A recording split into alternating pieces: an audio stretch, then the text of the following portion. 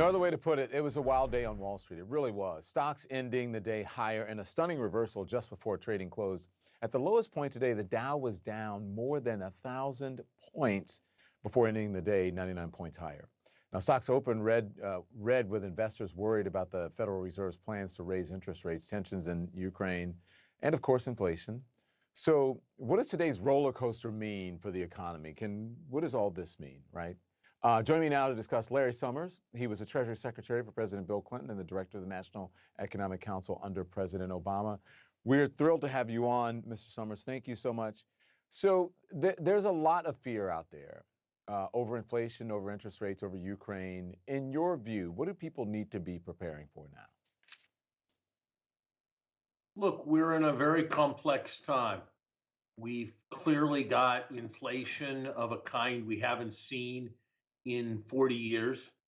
The Federal Reserve is rightly determined to keep inflation under control, to achieve its target of inflation in the 2% range. History suggests that that's not an easy thing to do, and that once inflation has been allowed, as it has been, to get to reasonably high levels, it is hard to bring it back without meaningful economic instability. We all want to see the Fed succeed, and we've got very capable people at the Fed, but this is a period of significant uncertainty. It's also a period of significant geopolitical uncertainty with our vexed relationship with China and with the current set of threats in Ukraine. And it's also, given the degree of division in our country, given the toxic legacy of the previous administration and its overhang in the Republican Party, it is a very complicated moment politically, not made easier by the fact that, in many respects, there is polarization in the president's party as well. So, with all that uncertainty, I don't think it would be surprising if we have market volatility for some time to come. I don't think bringing inflation fully under control is going to be easy, given where we are, but I applaud the Federal Reserve's movements in that direction. Okay, well, so a couple of things I want to talk about because let's hold that about the Federal Reserve, okay? Um, Hold that thought because listen, people don't really know, and I'm not sure, how to read the economy right now. And I'm wondering if, because of COVID, do we even have the right metrics to sort of figure out what's going on with the economy? Because, you look at the job numbers and they're good or they're bad. People generally don't know. There was an article in the New York Times about, everybody's quitting their job. How do what's the proper way of quitting? So what is the answer? Are things generally better than they appear? Are they worse than they appear? Do we have the right metrics after COVID?